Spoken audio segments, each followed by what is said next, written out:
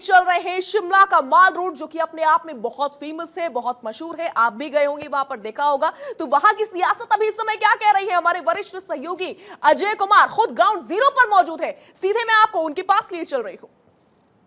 हिमाचल प्रदेश के चुनाव की सरगर्मी इतनी जबरदस्त है कि लग रहा है कि शिमला में भी 15 डिग्री तापमान होने के बावजूद यहां पर गर्मी बहुत ज्यादा है। हालांकि मैंने जो ड्रेस पहन रखा है उसे देखकर आपको लगेगा कि हाँ, यहाँ पर ठंड बहुत अच्छी पड़ रही है।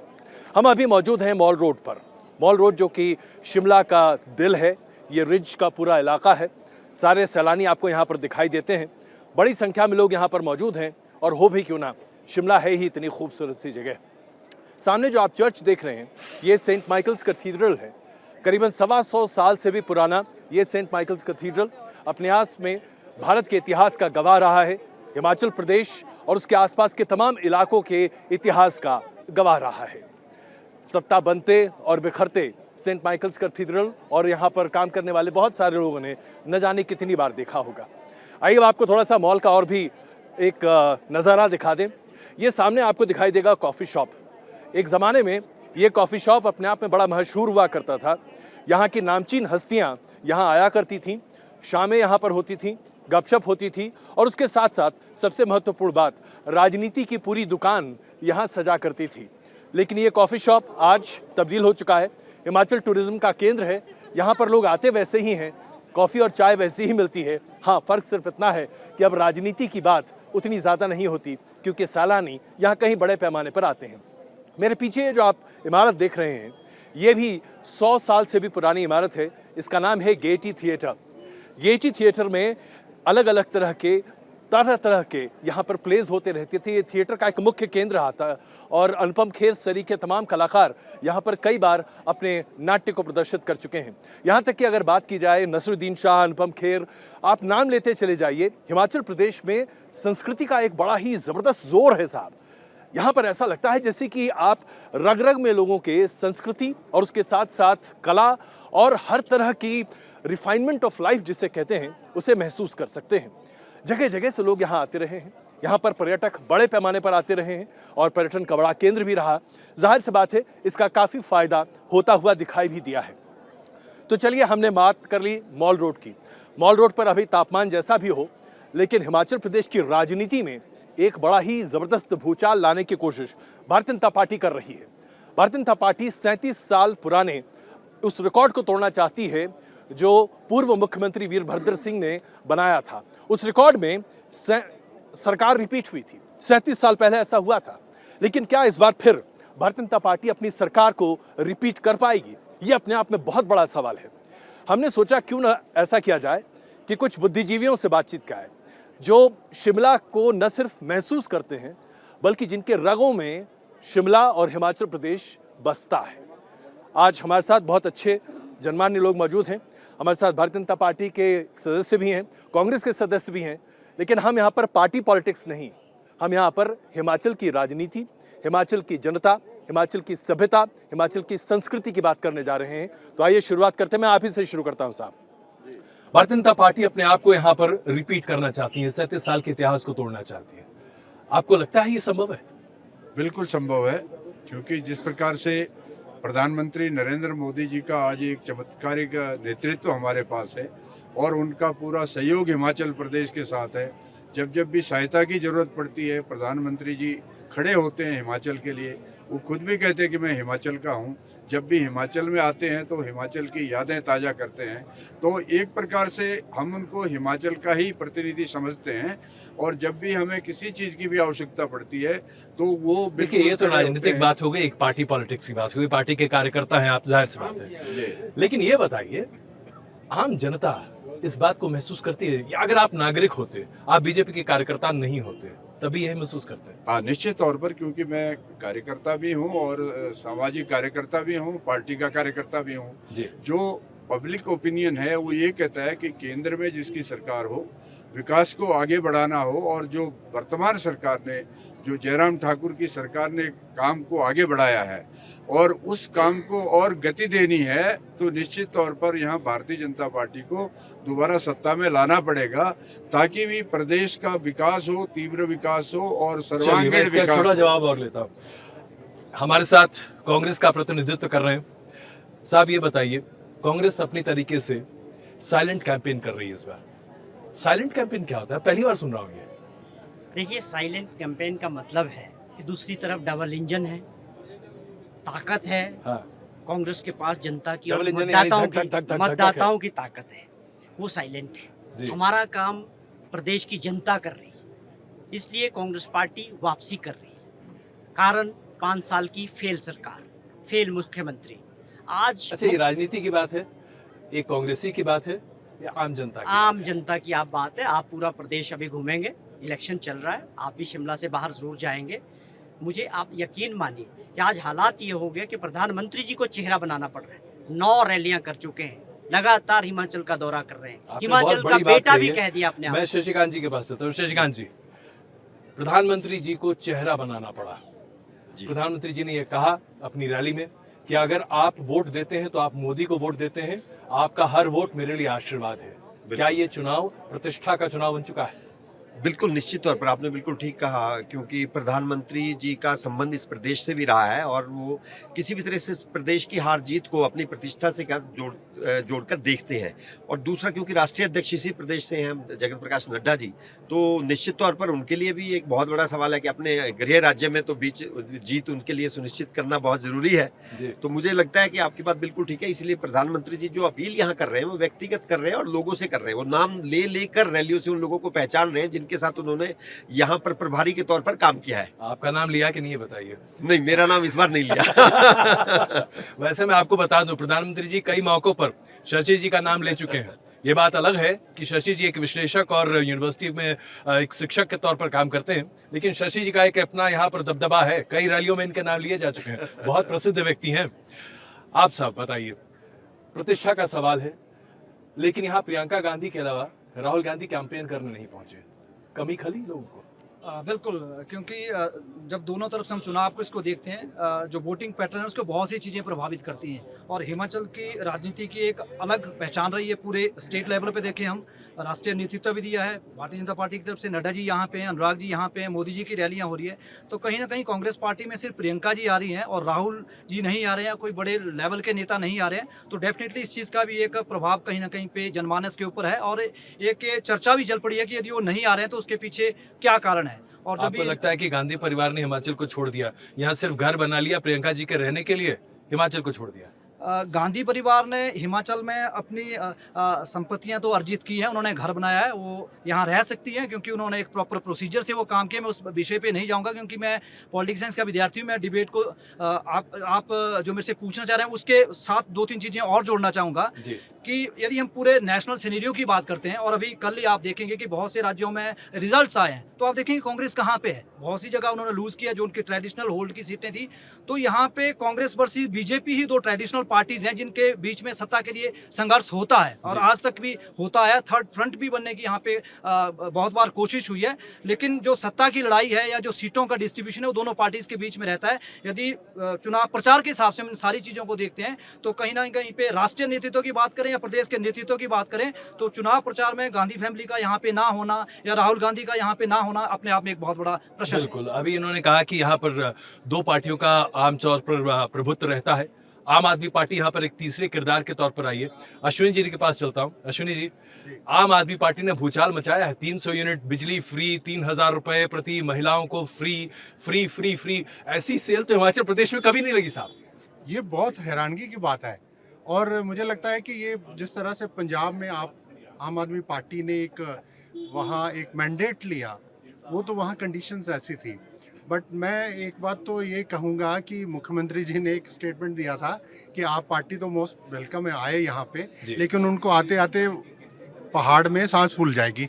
मुझे लगता है कि एक तो उनकी सांस फूल गई यहाँ पे, दूसरा उन्होंने ये सोचा था कि जब हम यहाँ पे आएंगे काफ़ी सारे लोग पार्टियों के कट के हमारे साथ आ जाएंगे, एक हमें लीडरशिप मिल जाएगी और लोगों को प्रभावित करने के लिए उन्होंने काफ़ी सारे जो रेवड़ियाँ बांटने का काम किया। और हिमाचल का मैं बताऊँ, हिमाचल की साइकी जो है वो समझने की ज़रूरत है। हिमाचल में बहुत सेल्फ एस्टीम्ड लोग रहते हैं, पढ़े लिखे लोग रहते हैं, पॉलिटिकली मैच्योर्ड है। यहाँ मुफ्त का कोई नहीं ऐसे खाने वाला है। जो उन्होंने किया, मुझे लगता है कि उनका दाव उसी में गलती हो गई उनको। कोई लीडर नहीं मिला और इसलिए उनको यहाँ से अपना बोरिया बिस्तरा अभी तक बाइंड करके वापस जाना पड़ा। हालांकि चुनाव में 68 कॉन्स्टिट्यूंसी लड़ रहे जी। हैं, बट लगता है कि इस समय ज़्यादा फोकस गुजरात में है और हिमाचल से उनको ये भी लग गया कि यहाँ कांग्रेस और बीजेपी की दाल बोरिया गलनी बिस्तर है। एक तरह से बांध ही लिया है यहाँ से उन्होंने। मैं बता दूं, अश्विनी जी भी प्रधानमंत्री जी को बहुत बेहतर तरीके से जानते हैं, काफी वक्त गुजारा है इन्होंने। एक छोटी सी याद उनकी आपसे, प्रधानमंत्री जी को। हाँ यस, प्लीज। बहुत सारी यादें हैं। कई बार होता था कि मेरा ऑफिस माल रोड पे था, तो एक बेसमेंट में ऑफिस था, तो वो आ जाते थे शाम को कि अश्विनी जी आपका काम कब खत्म होगा, चलते हैं काफ़ी पीते हैं। और एक उनमें, जैसे मैं पहले आपसे बात कर रहा हूँ, उनमें सीखने का बहुत था हिमाचल के बारे में, और मुद्दे उछालते थे, हमारी राय लेते थे, अपना भी पक्ष बताते थे। कई एरियाज़ के बारे में जहाँ जहाँ गए आके यहाँ क्रॉस चेक करते थे चीज़ें, वहाँ के कस्टम, वहाँ का कल्चर, वहाँ का एजुकेशन स्टैंडर्ड कैसा है, कैसे उनको लिया। मुझे ये भी याद है कि यहाँ पे मीटिंग हुई थी जिसमें वाजपेयी जी थे, तो सबसे पहले जिसने बात करी कि हिमाचल प्रदेश में बायोटेक्नोलॉजी का बहुत स्कोप है, वो मोदी जी ने करी थी। ये मुझे याद है अभी तक। और उस समय बायोटेक्नोलॉजी की इतनी बात नहीं कोई होती, चर्चा नहीं करता था। यही खूबसूरती है प्रधानमंत्री जी की। प्रधानमंत्री जी जहां भी गए, जिस जगह भी गए, उन्होंने अलग अलग अंदाज में लोगों से जुड़कर चीजों को समझने की कोशिश की। लेकिन जैसा कि हम जानते हैं, हिमाचल प्रदेश में बहुत बड़ी संख्या है उन अधिकारियों की, उन लोगों की जो सरकारी नौकरियों में काम करते हैं। दरअसल यहाँ पर पर्यटन, सरकारी नौकरी, फौज और उसके अलावा खेती, पांचवा कोई काम है नहीं बड़े पैमाने पर देखा जाए तो। ओल्ड पेंशन स्कीम बड़े पैमाने पर चर्चा पा रही है। ओल्ड पेंशन स्कीम लागू क्यों नहीं होनी चाहिए या क्यों होनी चाहिए? देखिए, मैं जो न्यू पेंशन कर्मचारी महासंघ हूँ उसका जो है प्रतिनिधित्व करता हूँ और हिमाचल प्रदेश विश्वविद्यालय में बतौर शिक्षक भी हूँ। देखिए, साल 2015 एक ऐसा समय था जब प्रदेश के कर्मचारियों को एक असुरक्षा का माहौल पैदा हुआ कि जो न्यू पेंशन स्कीम जिसको बताया गया कि प्रॉफिटेबल है, और जब लोग रिटायर होने शुरू हुए तो तब लोगों ने संगठित होना शुरू किया कि देखिए ये न्यू पेंशन जो स्कीम है हमारे किसी भी काम की नहीं है, ये हमारे बुढ़ापे का सहारा बिल्कुल नहीं हो सकती है। ये साल था 2006। लेकिन 2003 में जो हमारे संसद में जो पास किया गया था कानून कि न्यू पेंशन के लिए, तो हमारा प्रदेश जो पहला ऐसा प्रदेश बना जब 2006 में रिट्रोस्पेक्टिवली जो है इस कानून को लागू किया 2003 से। शायद हमारा जो स्टेट है बहुत सारे ऐसे कानूनों में जल्दबाजी करता है कि कोई भी कानून जब संसद में पास होता है बिना उस पर होमवर्क किए हुए जो उसको इम्प्लीमेंट कर देता है। इससे नुकसान क्या हुआ? बहुत संक्षेप में बताइएगा। देखिए, जो हमारी पुरानी पेंशन है, पुरानी पेंशन में सीधा ये होता था कि जो मेरा लास्ट सैलरी होता था उसका 50% मुझे पेंशन के रूप में मिलता था। लेकिन आज के समय में क्या हो रहा है कि एक 70-80 हज़ार तनख्वाह लेने वाला व्यक्ति जब रिटायर होता है तो उसको मात्र जो है 2 या 2.5 हज़ार पे पेंशन लग रही है। तो आज इस महंगाई के ज़माने में 2 या 2.5 हज़ार के रुपए में आदमी कैसे गुजारा करेगा अपने बुढ़ापे में? तो ये बीजेपी की सरकार के लिए मुश्किल है? ये बीजेपी और कांग्रेस दोनों के लिए मुश्किल है। हालांकि कांग्रेस ने इसके लिए बताया है कि हम इसको लागू करेंगे, लेकिन ये बिल्कुल हम सिक्योरिटी नहीं ले सकते हैं कि ठीक है लागू तो करेंगे, लेकिन एक राजनीति इस तरीके से हो रही है जो आप एक दूसरे में कर रहे हैं कि ये बहुत बड़ा वित्तीय बोझ है। लेकिन हम ये कह रहे हैं, हमारा कर्मचारी संघ ये कह रहा है कि अगर मंशा हो तो ये बिल्कुल लागू किया जा सकता है। वित्तीय बोझ की आपने बात की, इसलिए बहुत जरूरी है समझना कि ये वित्तीय बोझ कैसे बन रहा है। आइए जरा बात करते हैं। हमारे साथ एक बहुत वरिष्ठ प्रशासनिक अधिकारी मौजूद हैं और सबसे बड़ी बात यह है कि कई सरकारों में काम कर चुके हैं। इनका एक पार्टी पॉलिटिक्स या पार्टी ओरिएंटेशन नहीं हो सकता। सर, मैं समझना चाहता हूँ, वित्तीय बोझ 70,000 करोड़ से भी ज्यादा का है आज हिमाचल प्रदेश पर, और जो स्थिति है उसके आधार पर क्या किसी भी राजनीतिक दल के बस में है कि हिमाचल प्रदेश के इस घाटे को पाटते हुए लोगों की बेहतरी की जा सके? जो डेवलपिंग स्टेट्स हैं, जो भी डेवलपिंग इकॉनमी होती हैं, डेवलपिंग इकॉनमीज होती हैं, उनमें जो बोरिंग्स जो है हमें मजबूरन करना पड़ती हैं, क्योंकि हमारे हिमाचल प्रदेश के जो रिसोर्सेज हैं वो लगभग 13,500 करोड़ अपनी जो ओन इनकम जिसको हम बोलते हैं, और जो सेंट्रल से हमारे पास आती है, सेंट्रल असिस्टेंस आती है या हमारा शेयर आता है टैक्सेस में, क्योंकि सबको मिला के हमारे पास लगभग 20,000 करोड़ के करीब आता है। और हमारा बजट है 51,365 करोड़ का इस वर्ष का। तो गैप रह जाता है। इस गैप को कैसे बांटना है, या तो अपने रिसोर्सेज क्रिएट करें, जी। हमारा अपने टैक्स बेस को बढ़ाएं। टैक्स बेस इसलिए नहीं बढ़ सकता कि आमतौर आमदनी पर नहीं जनता आमदनी नहीं है, बिल्कुल। तो इसलिए मार्केट बोरिंग्स का ही एक रह जाता है और सेंट्रल असिस्टेंस का तो हमारे सर पास ये तो रहता है। अब एक ऐसा रिकरिंग प्रॉब्लम है हाँ, जो कि कभी दूर हो ही नहीं सकता। हाँ, इसको रिसोर्स जनरेशन ही एक दो चीज़ें हैं, जी। एक तो रिसोर्स जनरेशन, दूसरा कटिंग बेसफुल एक्सपेंडिचर। बहुत सारी जगह थी, पहले एक सरकार ने कमेटी भी बनाई थी कि सजेस्ट करें कि हमारे बोर्ड्स हैं, कारपोरेशन हैं जो घाटे में चल रहे हैं उनको बंद करें, दूसरी फिजूल खर्ची जो होती है उसको बंद करें, जो हम लोन लेते हैं उसको प्रोडक्टिव कामों में लगाएं, ना बिल्कुल। कि उसको सैलरी में वेजेस में ही ख़त्म कर दिया जाए। अगर लोन जो है डेवलपमेंटल वर्क्स के लिए यूज़ होता है तो लोन लेना कोई बुरी चीज़ नहीं है, हर सरकार ले रही है। पंजाब में देखिए, लेकिन कोई रास्ता है? हाँ, एकदम इसका- मैं बहुत अपने- निष्पक्ष राय मांग रहा हूँ आपसे सर। हाँ, रिसोर्स कोई जनरेशन रास्ता है? रिसोर्स जनरेशन, Only इसके अलावा resource- कोई रास्ता नहीं? इसके अलावा कोई रास्ता नहीं है। आइए जरा बात करते हैं इस पर थोड़ी और चर्चा। सर आप अभी आए हमारे साथ, आपने तो बस कहने की जरूरत ही नहीं है, वामपंथ हमारे साथ है। सर ये बताइए, अभी जो स्थिति है यहाँ पर, पार्टी पॉलिटिक्स अलग हो, लोगों की भलाई हो रही है क्या? क्या हम जब बात करते हैं कि यूनिफॉर्म सिविल कोड, वक्फ बोर्ड की प्रॉपर्टीज का असेसमेंट, धारा 370 के निष्क्रिय किए जाना, पाकिस्तान अधिकृत कश्मीर को हम ला कर रहेंगे, इससे क्या फायदा है लोगों का? आप देखें, जब हमारे देश का मुक्ति आंदोलन चलाया जा रहा था, शायद उस समय भी कुछ लोगों ने ये प्रश्न उठाए थे। जो हमारे संविधान के निर्माता थे, जिसमें बहुत लिटरेरी लोग थे, एक्सपीरियंस लोग थे, मैं नाम नहीं लेना चाहता हूँ, पूरा 2.5 साल से अधिक समय इस भारत के संविधान को बनाने में उन्होंने लगाया है। बिल्कुल बिल्कुल। लेकिन हम तो आज की बात कर रहे हैं। नहीं, आइए जरा वास्तविकता में आइए। आज मैं बता रहा हूँ जी। आज जो बुनियाद को छोड़कर अगर हम हवा में बात करने लगेंगे तो वो इमारत कभी टिकी नहीं है। हमारी बुनियाद क्या है? हमारे देश की बुनियाद, हमारे मुक्ति आंदोलन अगर आप देखेंगे स्वतंत्रता, उसमें हिंदू, मुस्लिम, सिख, ईसाई सबने जो है कुर्बानियां दी हैं, सबका योगदान है। अगर आज जिस मुद्दे को आप लाना चाहते हैं, ये देश भाजपा जो है उस संविधान के ऊपर हमला करके इन बातों को लेकर, अगर वो जो है वो नहीं, आक्रामक हकीकत है। हकीकत किस तरीके हकीकत से? ये है, कैसे? मैं आपको कह रहा हूँ, संविधान में जो आर्टिकल 370 रखा गया था, जी। या तो आप ये कह दो उन लोगों ने गलत नहीं, रखा, मैं उसका नहीं, वो संदर्भ प्रधानमंत्री, हिमाचल- देखिए, मैं नहीं, उसका संदर्भ हिमाचल से यहाँ पर रखना कोई चाहता मुद्दा नहीं है। ये हिमाचल मुद्दा ये नहीं है? बिल्कुल नहीं है। आइए हिमा- मैं चर्चा करता हूं। आगे सर एक कर मिनट सर, लूंगा, आ रहा मुद्दे हूं कर लूंगा। सर, आ रहा हूं सर, बातचीत ही हो रही है, अभी चाय भी पियेंगे। बिल्कुल।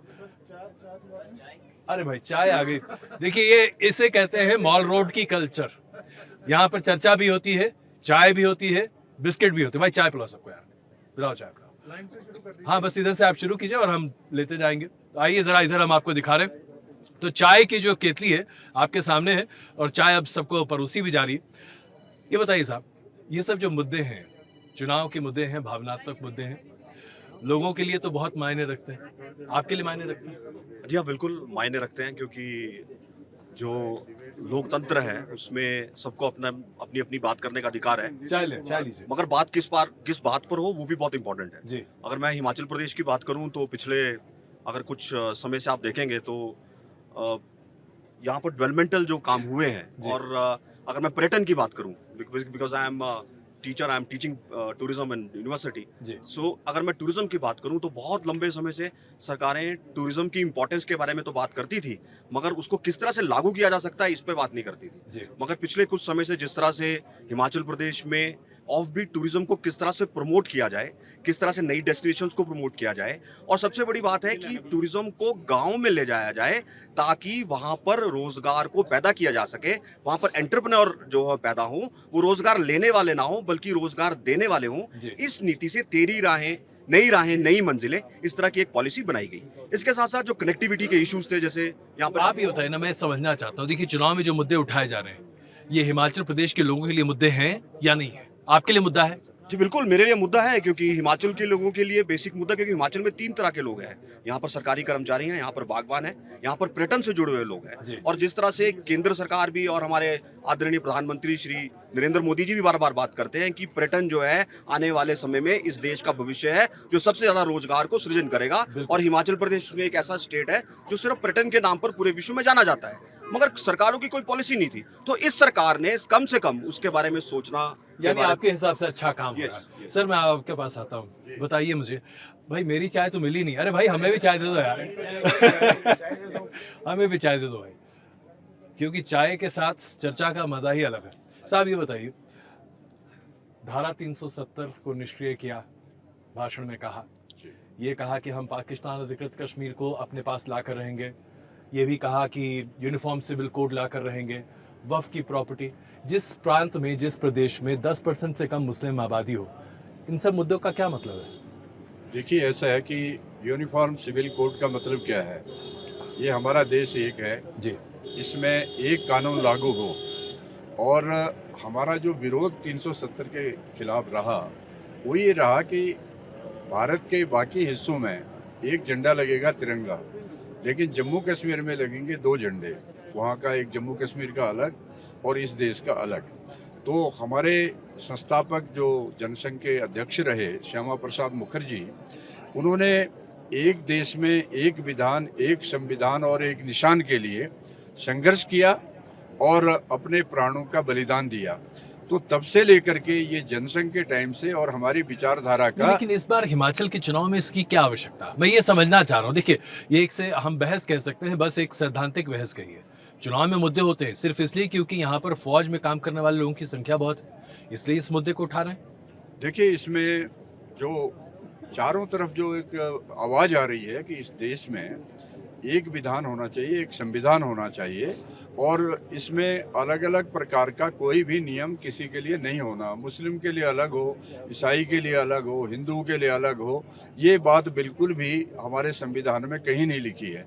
हमने ये कहा कि इस संविधान को हमने माना है, तो उस संविधान के अंतर्गत यूनिफॉर्म सिविल कोड सबके लिए समान अधिकार की बात कही गई है, तो उस अधिकार का पालन करना हमारा कर्तव्य है। और सभी प्रदेशों में, आज बड़े प्रदेश उत्तर प्रदेश में ये आ चुकी है, उत्तराखंड में ये बात लगता है कि सब जगह है, इसलिए यहाँ भी मुद्दा होना चाहिए। मैं जरा इस पर थोड़ा राय भी ले लेता हूँ, आपको क्या लगता है सर? आपको लगता है कि इस तरह के मुद्दे भावनात्मक तौर पर लोगों को जोड़ते हैं?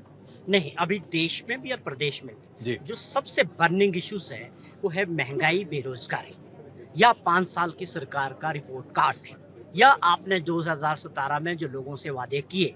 आप समझते हैं लोकतंत्र में जब आप दोबारा से जाते हैं तो आपका ये लोग एक्सपेक्ट करते हैं कि आप बताएं आपने 5 साल में लोगों के लिए क्या किया। मुझे लगता है बेरोजगारी, महंगाई, किसानों के मुद्दे, बेरोजगारों के मुद्दे, ये सबसे अहम होने वाले हैं हिमाचल प्रदेश इस बार। आपको क्या लगता है? जी देखिए, कांग्रेस ने पिछले 5 साल में ऐसा कुछ नहीं किया है जिसकी वजह से हम ये समझे कि कांग्रेस सरकार बनाने जा रही है या कांग्रेस के पक्ष में हवा है। लेकिन जब बीजेपी ने यह तय कर लिया हो कि बीजेपी को हारना ही है, तो कांग्रेस को जितवाने के अलावा कोई विकल्प है नहीं। बीजेपी ने पिछले कुछ दिनों आपको लगता है बीजेपी ने तय कर लिया इस बार हारना? जी बड़ी बात कह रहे हैं आप, जरा नोट कीजिएगा साहब। उसका मैं उदाहरण देता हूँ आपको। बीते दिनों में 20 जो असंतुष्ट हैं बीजेपी के खड़े हुए हैं। कईयों की टिकटें काटी गई की बात छीन ली। कईयों की, यही पूछना चाह रहा था, असंतुष्ट क्या करेंगे, खेल बिगाड़ देंगे? बिल्कुल डेफिनेटली बिगाड़ेंगे। आप देखिए ना, सुरेश भारद्वाज यहाँ शिमला में अपनी जड़ें जमाते रहे, उन्हें 15 दिन पहले उठाकर कुसुमटी पटक दिया। क्या 15 दिन में वो कार्यकर्ताओं के साथ जनसंपर्क कर पाएंगे?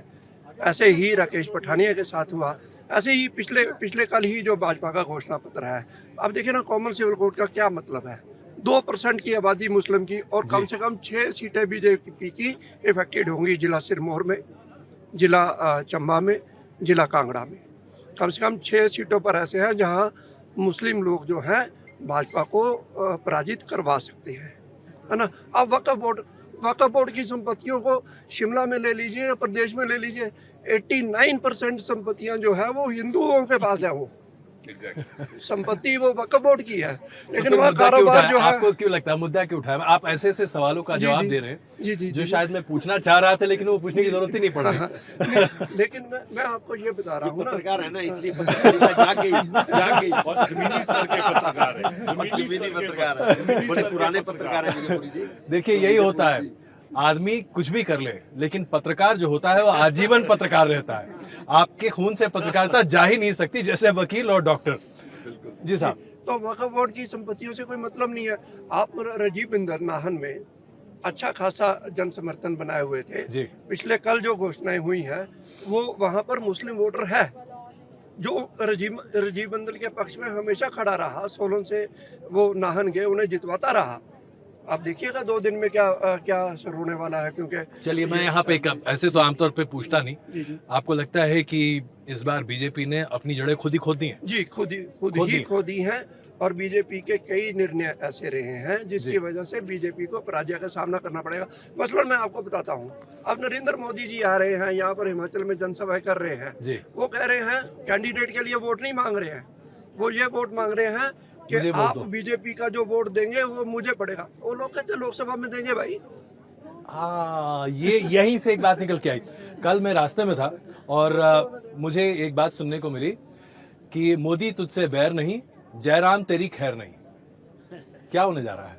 सर देखिए, जो एक पॉलिटिकल एनालिस्ट आप भी करते हैं और जो थोड़ा बहुत हम भी जानते हैं, अब ये प्रश्न भी उठा था कि मोदी जी अपने लिए वोट क्यों मांग रहे हैं। मेरा इससे एक अलग से प्रश्न है कि मोदी जी अपने लिए वोट क्यों नहीं मांगेंगे। प्रियंका गांधी यहाँ पे आ रही है, वो अपने लिए वोट मांग रही है। कोई दूसरी पार्टी का नेता यहाँ पे आ रहा है, वो अपनी पार्टी के लिए वोट मांग रहा है।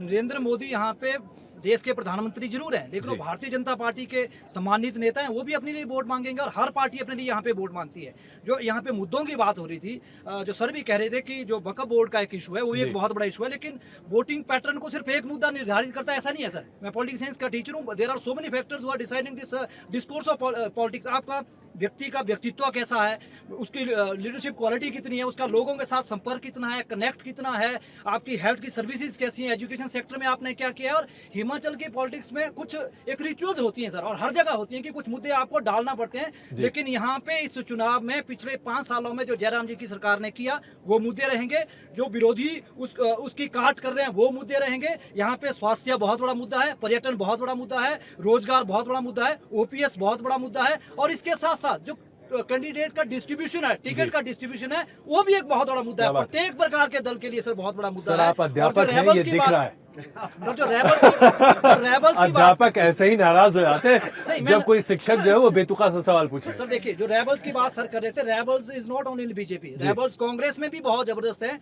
जो एमएलए हैं। लेकिन पार्टी का एक इंटरनल सिस्टम रहता है। देयर इज ओनली 68 स्टेट्स, 68 ही देंगे सर। और यदि 68-100 लड़ना चाहेंगे तो लड़ सकते हैं, क्योंकि लोकतंत्र की यही ब्यूटी है। चुनावों के बाद बहुत से लोगों को जमीन दिख जाएगी। आपका आकलन है कि बीजेपी अभी ठीक कर रही है? सर मैं ये नहीं कह रहा हूँ बीजेपी ठीक करे, लेकिन पिछले 5 सालों में बीजेपी निष्कर्ष की तरफ बढ़ रहा हूं। बिल्कुल ठीक। पिछले 5 सालों में बीजेपी ने स्वास्थ्य के क्षेत्र में आप हिमकेयर योजना देख लीजिए, आयुष्मान योजनाएं देख लीजिए, आप एजुकेशन सेक्टर की बात कर लीजिए, बहुत सी नई चीजें हुई है। यहाँ पे एम्स आया है, यहाँ पे sir I give it to you, आपके जैसे अगर सपोर्टर मिल जाए ना तो कोई भी पार्टी जीत सकती है। Sir but I love you for the fact कि के नाते बात करता नहीं आप एक पॉलिटिकल साइंटिस्ट की तरह बात कर रहे हैं जो पूरी भावनाओं के साथ जुड़ा है, और यही सबसे इम्पोर्टेंट। शोले के अमिताभ बच्चन ना समझे। ये साइलेंट किलर नहीं है। मैं जरा अश्विनी जी का पीछे, सर आप कहाँ पीछे छुपे हुए? नहीं सर, मैं इधर ही हूँ। थैंक यू, आपने चाय पिला दी, बहुत अच्छा लगा। अब जरा ताजी हवा के साथ नई बातचीत करते हैं। देखिए पॉलिटिक्स तो अपनी जगह है, लेकिन क्या हिमाचल के लोगों को एक नया भविष्य दिख रहा है?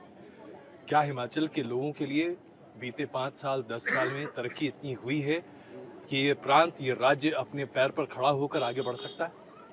देखिए, हिमाचल प्रदेश को जिस तरह से मैं स्टडी करता हूँ, जब मैंने रिपोर्ट किया है, हिमाचल में विकास निरंतर हो रहा है। हम एक पार्टी को ब्लेम करते हैं, उन्होंने कुछ नहीं किया, दूसरी ने हमसे ज़्यादा कर दिया। बट यहाँ पे ऐसे ऐसे मुख्यमंत्री भी हुए हैं, डॉक्टर परमार हैं जिनका अभी तक नाम लेते हैं, जिन्होंने हिमाचल को एक विजन दिया।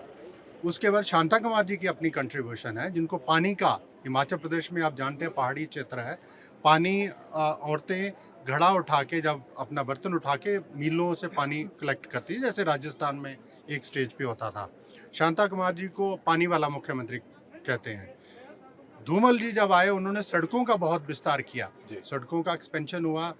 और उसके बाद वीरभद्र सिंह जी, जिनको एक मॉडर्न आर्किटेक्चर बोला जाता है हिमाचल का, उन्होंने जो एक्सपेंशन की हेल्थ सेक्टर में, एजुकेशन सेक्टर में, इंफ्रास्ट्रक्चर में, बहुत ज़बरदस्त काम किया।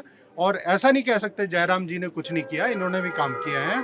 इनको सबसे बड़ा एडवांटेज ये रहा कि जिस समय जयराम जी हिमाचल प्रदेश में गवर्नमेंट चला रहे थे, सेंटर में बीजेपी थी, मोदी जी थे जो हिमाचल को जानते हैं। मुझे लगता है उसका लाभ है, हिमाचल विकास करता रहेगा। हिमाचल के लोग बहुत आशावादी हैं, अपनी मेहनत करते हैं, अपने यानी कि एक अच्छा भविष्य आपको दिखाई दे रहा है बिल्कुल यहाँ दिख के रहा लोगों के लिए। है। हमारा जी। सेब है, सब्जियां उग रही हैं, हर्बल्स पे काम हो रहा है यहाँ पे, और मेडिकल इंफ्रास्ट्रक्चर अच्छा बन गया है। कमी है तो डॉक्टरों की कमी है, जो डेडिकेटेड डॉक्टर हैं जो जाके काम कराएं। कमी है तो टीचर्स की कमी है, जो स्कूलों में जाके बच्चों को पढ़ाएं। बिल्कुल। एक आखिरी सवाल आपसे, क्योंकि उसके बाद शायद आपके पास ना आ पाऊंगा। हाँ, जी, क्योंकि मेरी बात पहले अधूरी रह गई थी कि ये जो सरकारें हैं वित्तीय बोझ का एक बहाना लेती है।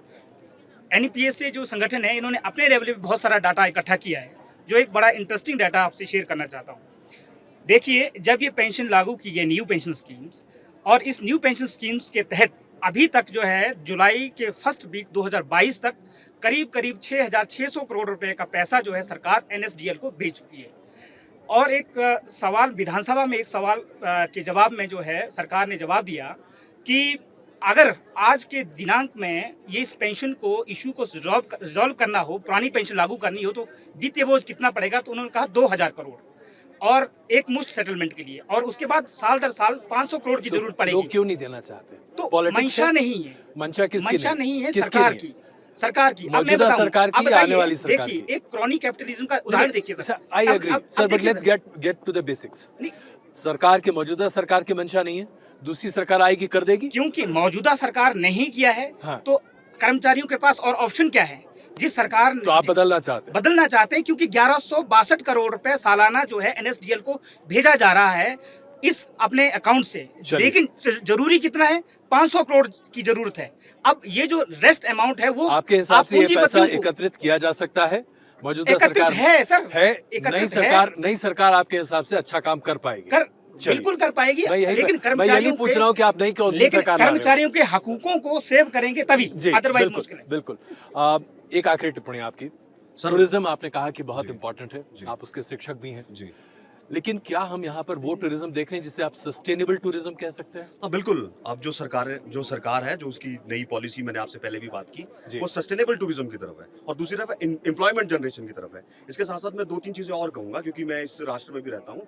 370 की धारा, श्री राम मंदिर, और ये जो हमारा सिविल कोड है, ये सब हमारे राष्ट्रीय स्वाभिमान की भी बातें हैं। आज हिमाचल चलने लगा है। आज हमारे को, अगर आप सिरमौर की बात करोगे तो वहां पर हमारे को सेंटर से मैनेजमेंट इंस्टीट्यूट मिला है, हमें आईआईटी मिला है मंडी में। हमें किसी ने आज तक ऐसा विजन नहीं दिया, ना सोचा कि यहाँ पर मंडी में एक स्टेट यूनिवर्सिटी भी हो सकता है। किसी ने सोचा कि चांचल में वर्ल्ड चैंपियनशिप स्कीइंग का भी हो सकता है। तो मुझे लगता है कि आज जो इस प्रदेश में जो लोग हैं, जो एबीसीडी कोई भी लोग हैं, वो लोग इस प्रदेश के बारे में सोचने लगे हैं, उस प्रदेश को आगे चलाने के बारे में सोचने लगे हैं। और आज ये भावनात्मक मुद्दे भी आपके लिए महत्वपूर्ण बिल्कुल, है। एक वोटर के लिए जो हिमाचल प्रदेश में बैठा है, वो देश के मुद्दों से जुड़ा हुआ है। देश के मुद्दों से जुड़ा हुआ है। 370 हमारे लिए बहुत बड़ा मुद्दा है। आज तक किसी ने 370 के बारे में नहीं सोचा। आज तक किसी ने राम मंदिर के बारे में नहीं सोचा। आज तक किसी ने नहीं सोचा कि यहाँ पर जो निम्न वर्ग है, जो महिलाएं हैं, उनके अधिकार क्या होने चाहिए। कल बहुत अच्छी घोषणा हुई, 33% नहीं, महिलाएं जो निम्न वर्ग, मैं बोल रहा हूँ, मैं निम्न वर्ग बोल रहा हूँ, और महिलाओं का मैं सम्मान करता हूँ। महिलाओं नहीं, सर मैं आपको आगे ले आता हूं, सर आ जाइए। 33% उनको आरक्षण दिया, सरकारी नौकरी में उनका आरक्षण दिया। उनको सोचा कि जो प्रेग्नेंट जो वुमेन है, उनका जो 6,000 से 25,000 किया, तो एक तरह का विजन ही है ये। और महिला तो हमारी सर, स्त्री जो है वो फूल नहीं चिंगारी है, वो भारत की नारी है, हम उसका सम्मान करते हैं। वो महिला नहीं, हमारे लिए भगवान है, हमारे लिए भगवान, हम उनको भगवान मानते हैं। मगर आपके नेता ने ठियोग में शरेआम कहा कि जो हिंदू धर्म है वो पाखंडी धर्म है, और हिंदू धर्म की धज्जियां उड़ाई। आप उस पर क्या कहेंगे सर? आप उस पर बात कीजिए अगर आप बात करते हैं। देखिए, इस तरह की पॉलिटिक्स की बात मैं यहाँ पे करना नहीं चाहता, मगर एक धर्म में आप यूनिवर्सल सिविल कोड की बात करते हो। इनकी पार्टी के लोग ठियोग में, इनके जो विधायक लड़ रहे हैं, वो आज यहाँ पर एक रैली करते हैं, रैली में कहते हैं कि हिंदू धर्म जो पाखंडी धर्म है। ये किसी, इनको बहुत मजा आता है हिंदू धर्म के बारे में कहने में। मैं एक जवाब देता हूं। पहले इनका महिला पे जवाब गुस्सा न खाया, पढ़े लिखे व्यक्ति और लोगों को पढ़ा रहे हैं, चाहे वो नरेंद्र मोदी होगा, एबीसीडी कोई भी होगा, सर, उसके लिए हम सर, लड़ेंगे, उसके लिए हम एक मरेंगे। जवाब ले लेते हैं। जी कोई नहीं सर, अरे सर, अच्छा सर आइए मुद्दे पे आइए, मुद्दे पे। पहले मैं महिला की बात कर दूं, इस छोटे भाई नितिन की। ये प्रदेश, हिमाचल प्रदेश, महिला की स्थिति क्या है? 77% ये इनकी सरकारी आंकड़ा है जी। अनिमिक है। अनिमिक मेरी नहीं है, हमारी नहीं है। ऐसा है, सुन लो, पेशेंस पेशेंस पेशेंस। ये ऊपर से लेकर नीचे तक आपको ये इम्पेशेंट कर दिया है।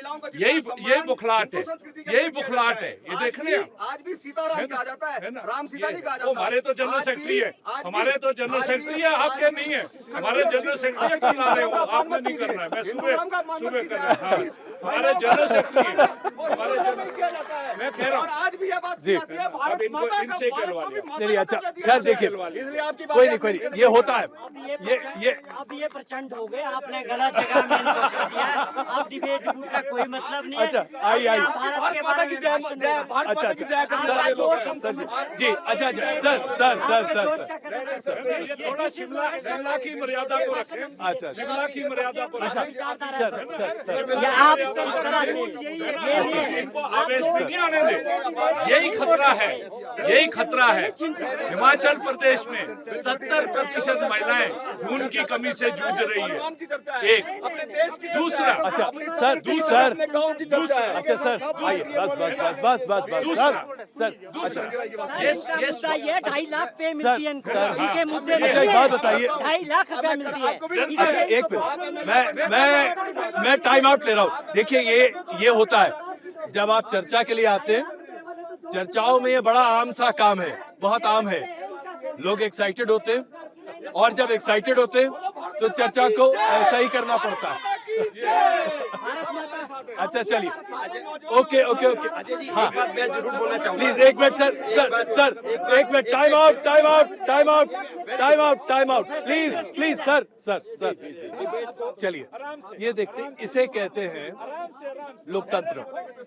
कहीं पर भी 4 आदमी खड़े हो जाएं, बातचीत होती है, विचारों का आदान प्रदान होता है। आइए शशि जी, ये जो बातचीत का सर अच्छा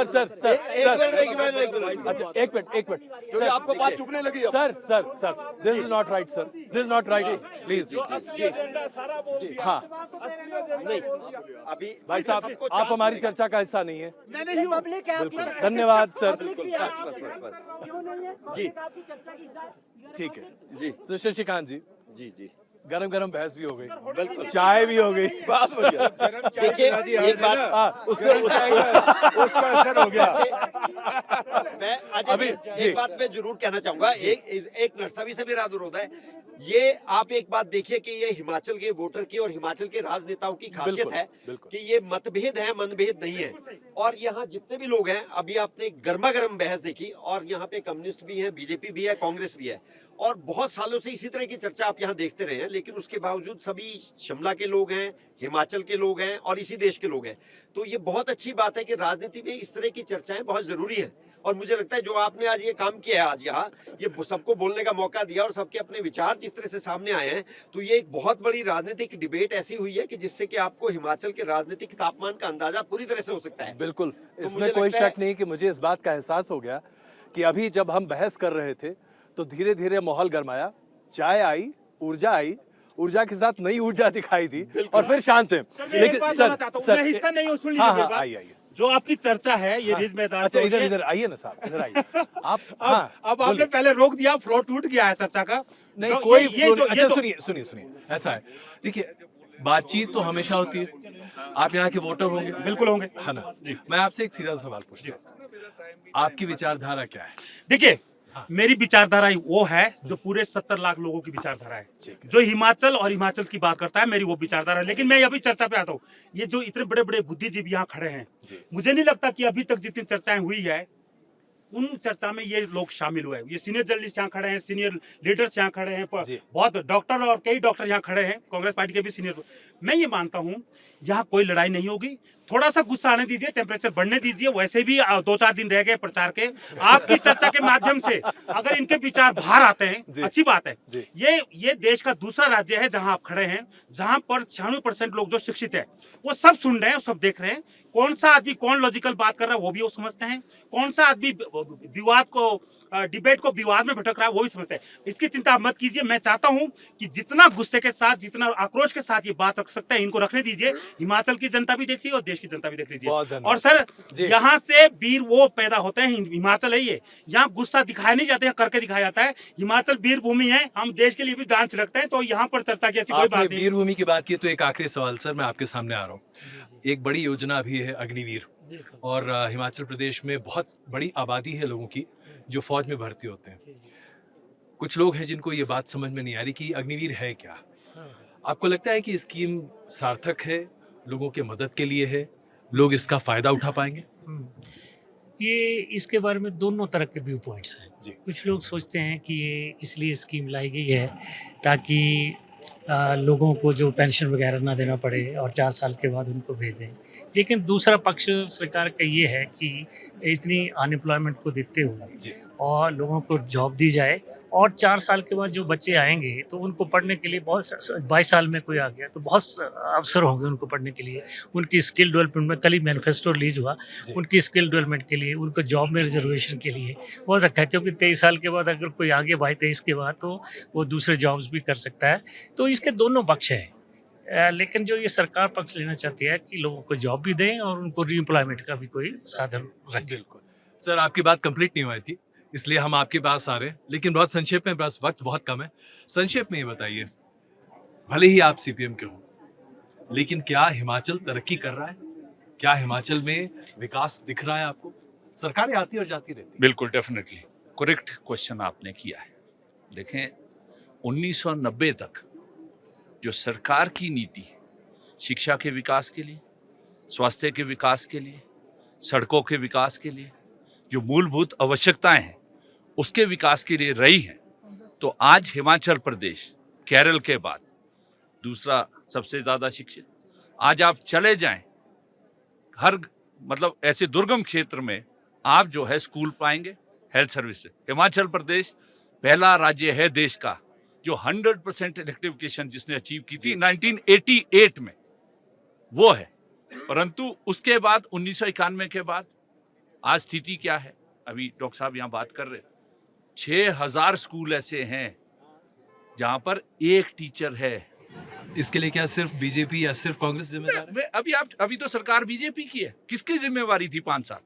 अभी क्वेश्चन, हम जो ये बहस को बीजेपी कांग्रेस, सरकार की जिम्मेवारी है कि हर स्कूल में टीचर हो, हर स्वास्थ्य के इंस्टीट्यूशन में। ये यहाँ से 1 किलोमीटर की दूरी पर स्टेट हॉस्पिटल है। आज 700 से ज्यादा पद डॉक्टरों के, पैरामेडिकल स्टाफ के, वो खाली हैं। आज बिजली बोर्ड, जिसका मैं 1988 की बात कर रहा हूँ, 100% इलेक्ट्रिफिकेशन की, 45,000 उसके अंदर कर्मी था, आज 16,000 रह गए। क्यों? शिक्षा को प्राइवेटाइज कर दो, एजुकेशन को प्राइवेटाइज कर दो, हेल्थ को प्राइवेटाइज कर दो, बेसिक कम्युनिटी। शिमला शहर, ये जो भाई मेरे काफी गर्मी में थे, यहाँ पर है बीजेपी की नगर निगम और सरकार बनते ही कंपनी बना दी पानी के निजीकरण के लिए, पीने के पानी के निजीकरण के लिए। ये है नीति जो आज लोगों को सेवाओं से वंचित कर रही है। शिक्षा, ये मुद्दा है, आखिरी टिप्पणी, ये मुद्दा है। अश्विनी जी, आखिरी टिप्पणी आप ही की। जी जी जी देखिए, हिमाचल जैसे कह रहे हैं कि लिटरेट स्टेट है, पढ़े लिखे है, और इसमें एक यंगर पॉपुलेशन जो है उसकी काफ़ी संख्या है और उनकी उम्मीदें भी हैं। हमारे जो बुजुर्ग हैं वो भी बहुत ताकतवर है, अभी तक काम कर रहे हैं। और ये हिमाचल प्रदेश यूनिवर्सिटी यहाँ से थोड़ी दूर, यहाँ से इतने अच्छे पॉलिटिशियंस पैदा हुए हैं।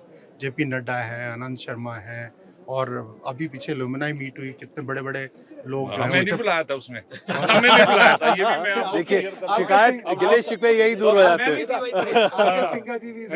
हमें नहीं बुलाया। आपके की बात को आगे बढ़ाऊंगा। 80% जो कैबिनेट बनती है हिमाचल की, वो हिमाचल यूनिवर्सिटी की प्रोडक्ट है। सुखविंदर सुक्खू, मुकेश अग्निहोत्री, ये सभी लोग 80% चीफ जस्टिस और जजेस जहाँ से पढ़ के इंटरनेशनल डिग्नेटरीज हैं, करजाई हैं, दूसरे लोग हैं। हामिद करजई जी की अफगानिस्तान के जो राष्ट्रपति रहे हैं, उनकी बात कर रहा हूं। तो इस पूरे डिबेट को अगर मैं समाप्त करूं, तो इस बार बदलाव या फिर से मुद्दों के आधार पर फिर से सरकार रिपीट मुश्किल है, लोग तय करेंगे। देखिए, रिवाज बदलेगा। भारतीय जनता पार्टी ने एक नारा दिया है रिवाज बदलने का, और हिमाचल में रिवाज है कि सरकार बदलती है। प्रियंका गांधी जी मंडी में बोल के अपने कस्टम्स, अपने रिचुअल्स, अपने उनको मत छोड़िए। जी। तो अब ये जनता ने फैसला करना है, जो जनता है जिन्होंने वोट देना है, हम उनको वॉच करेंगे किस तरफ जाते हैं, बट देखते हैं और एनालाइज करेंगे कि जनता कहाँ जाती है और कैसे जाती है। हिमाचल प्रदेश सर मुझे शो बंद करना पड़ेगा सर, मैं माफी चाहता हूँ बहुत अदब के साथ। देखा आपने, बातचीत का दौर कभी खत्म नहीं होता है और लोग अपनी बातों को लेकर बहुत सुदृढ़ होते हैं। सबसे अच्छी बात यह है कि जब आप बातचीत करते हैं लोगों से तो आप लोगों की नब्ज समझते हैं, आप समझते हैं कि विकास कितना महत्वपूर्ण है, तरक्की किस तरह से होनी चाहिए। सरकारें आती और जाती रहती हैं लेकिन सरकार हमेशा काम करती है जनता के लिए। मैं अजय कुमार, शिमला से, भारत 24 के लिए।